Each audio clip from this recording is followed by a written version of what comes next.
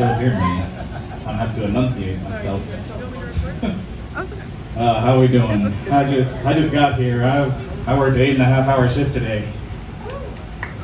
Crowd looks a little seasoned, so I know that some of you guys are thinking to yourself, like 8.5 hours. It's a little bitch.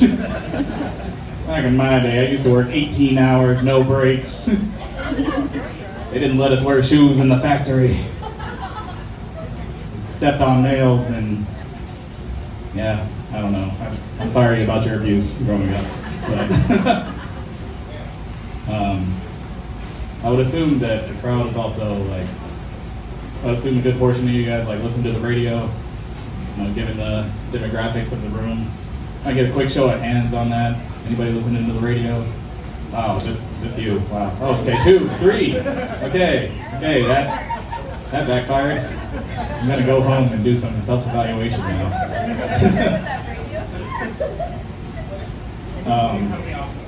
Well, I would like to recommend you all listen to the radio, because I figured out a secret the other day that they still do all those radio contests where they're like, if you're the 6th caller to call in today, you will receive an all-expenses paid trip to the Bahamas.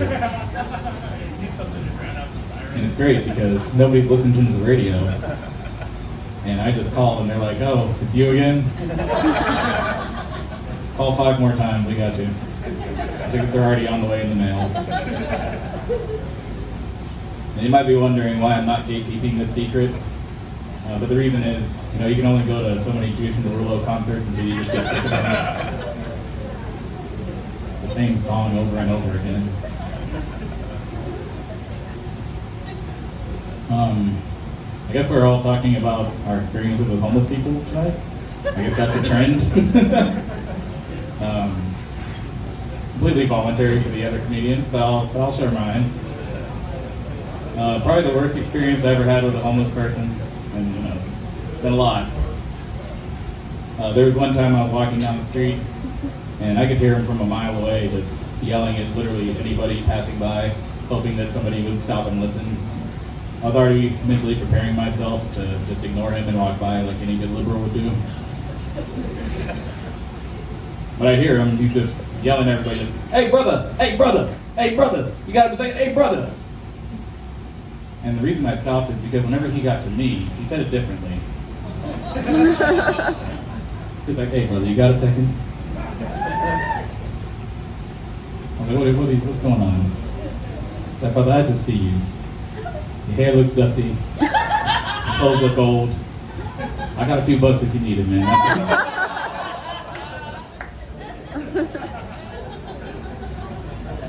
You ever been dissed by a homeless person? I was like, no, man, I'm good. I don't need it. I'm good like that. Got offended. I got too offended because he was like, all right, then slide me $5 then. I was like, hold on. Rent's due, sir. I can't. Then he got mad at me. Like, man, fuck this. I'm going home. I'm like, brother, where? Out here fooling me.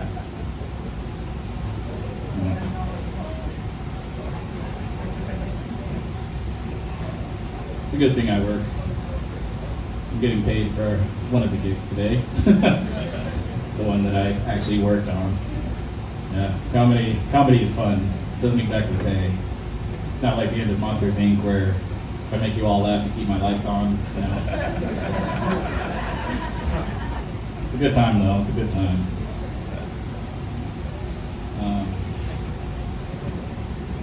I have a few business ideas too. I'd like to share with you all.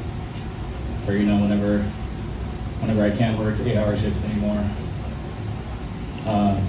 My first idea, I'd like a drum roll, please. Thank you, that's fine.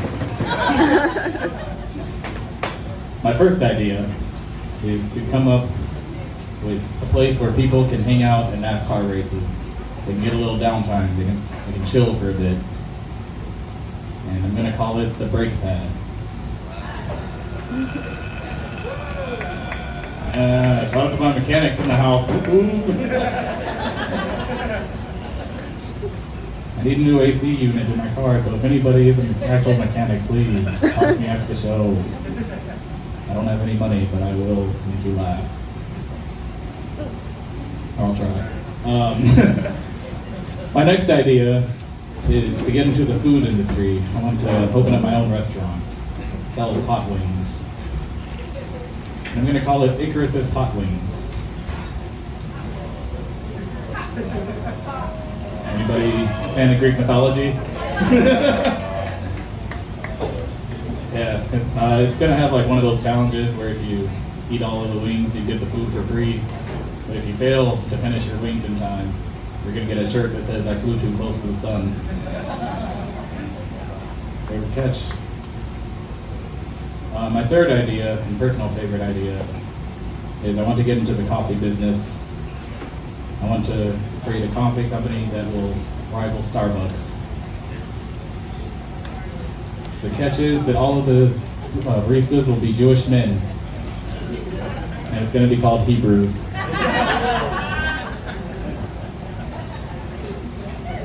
I always love like seeing people wonder where I'm going with that one.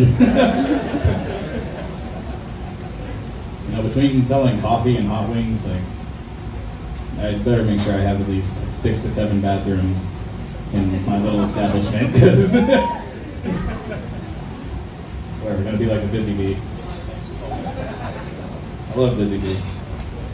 It's like an amazing place. It's like a gas station, and then it's also like the Cracker Barrel country store portion. I don't know how else to describe it, but I always see those signs on the interstate saying they have the cleanest bathrooms. I like to view that as a challenge.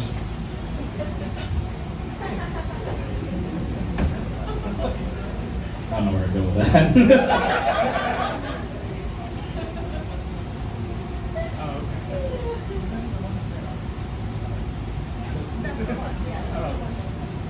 I used to be big into drugs. I used to be really big into marijuana. I don't know if you guys heard of it.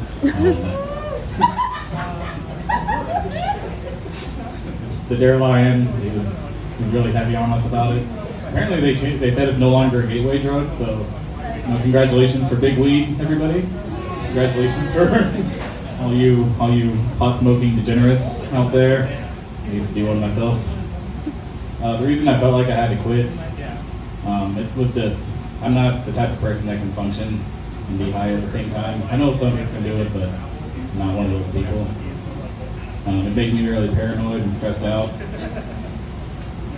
Probably my most stressful moment when I was high was one time when I went to the Checkers drive-thru. If anybody's been in the Checkers drive-thru, it's a stressful place sober. I go in the drive-thru and I'm getting my usual order. I get 2 hot dogs and a Blizzard Goblin over here. I get them plain as well because listen, you can hear me out. The thing is that Checkers, if you don't specify that you want them plain, if you try to tell them you only want ketchup, they're going to put both ketchup and mustard on your hot dogs. And I don't like mustard, so I just keep ketchup packets in the car as a backup. I know how it sounds on the surface, trust me. But I go in, I get my order. I get my 2 hot dogs plain. The guy comes on the speaker box, repeating my order back to me. He's like, oh God, I don't know what he said. So I decided to pull up to the window, and I talked to the person at the window just to make sure they had my order right. Guy comes out of the window, he's like, oh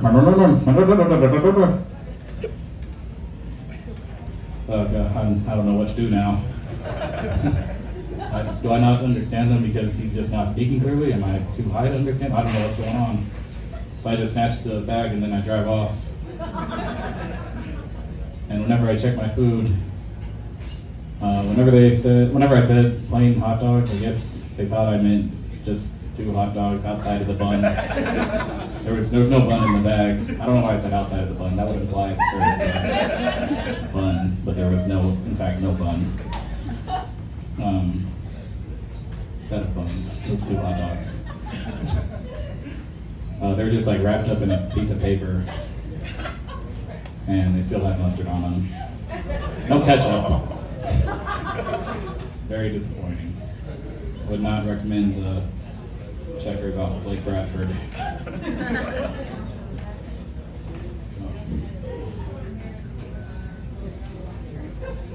And I'll leave you guys with a bit of wisdom. There's a lot of politics happening right now. It's an election year. There's a lot going on. I just want you all to be aware of the laws and policies that are being passed around you.